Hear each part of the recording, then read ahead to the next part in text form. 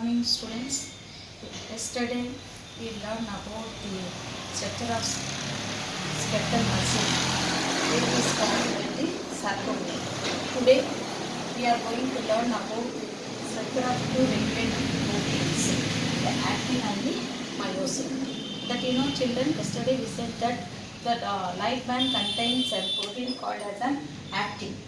Then dark band will contain a protein called myosin.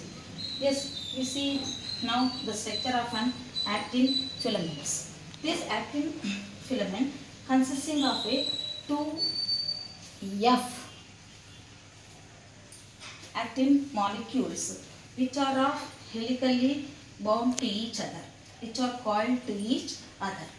Yes, this actin filament is made up of 2F actin molecules which are helically bound to each other. These are F actin molecules.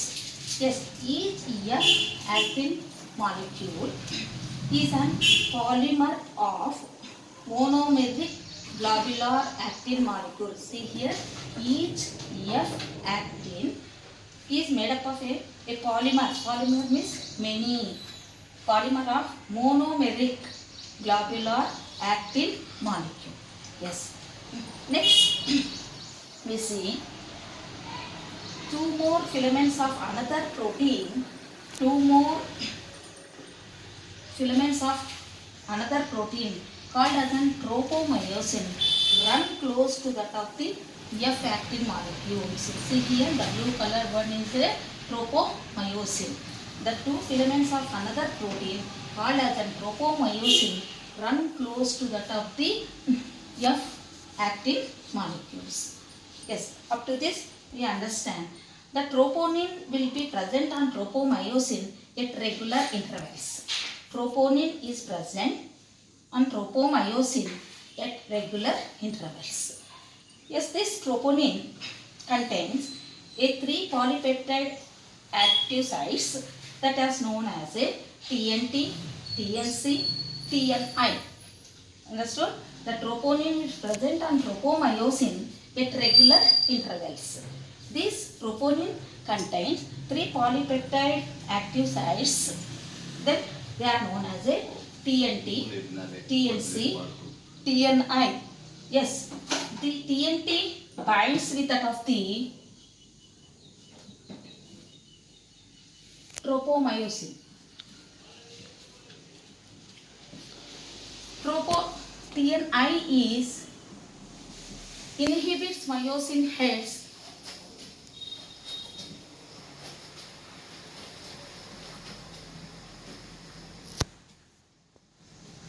to the active sites, an active filament.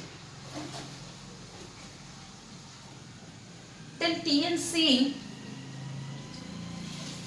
this binds with that of the calcium ions. Understood? TNT binds with that of the tropomyosin. TNI inhibits myosin binding sites to the active sites of the active filament.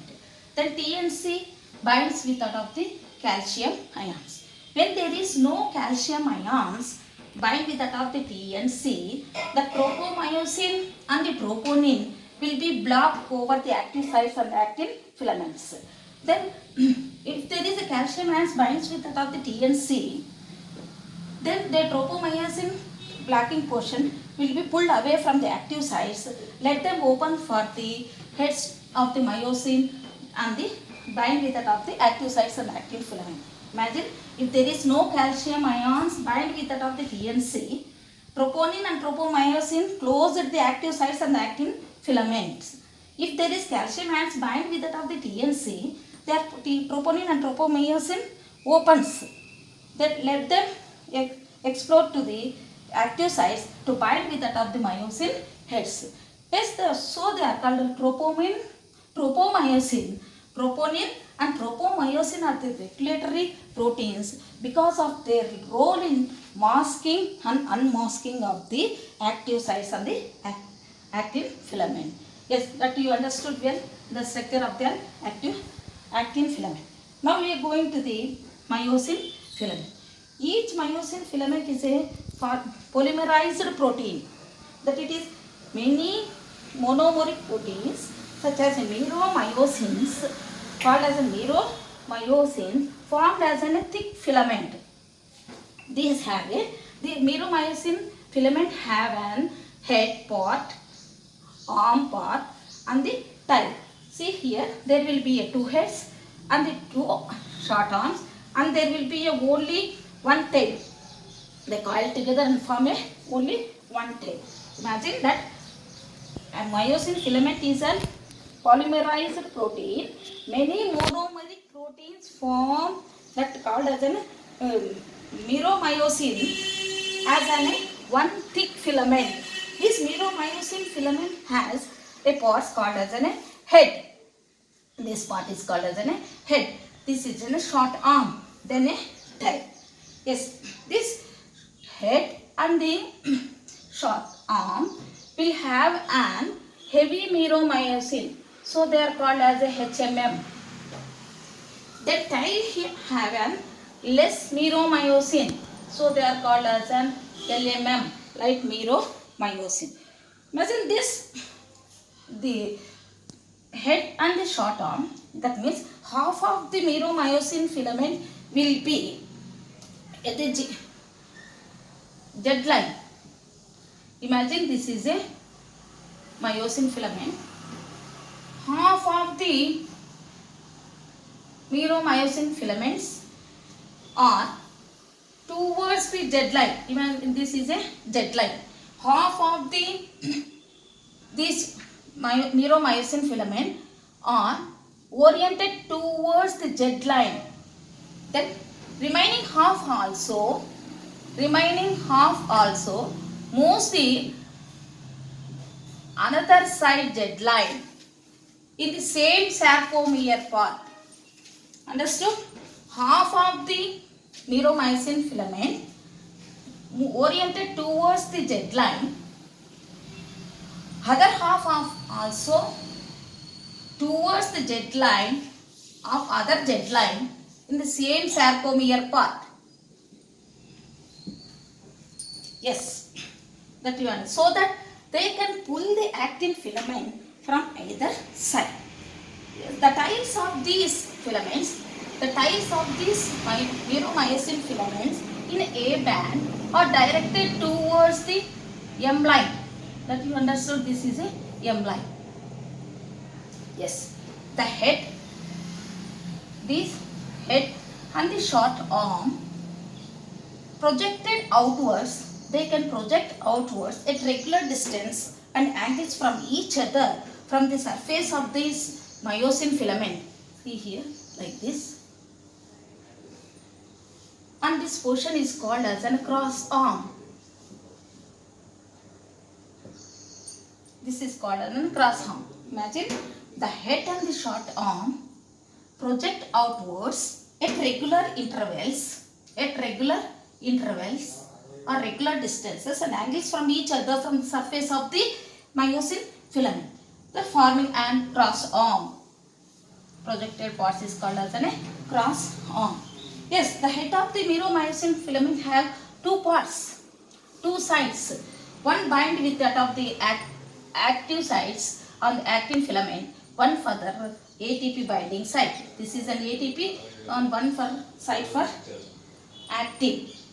Yes, that you know the structure of the myosin filament. Then you come across the one term, triad system.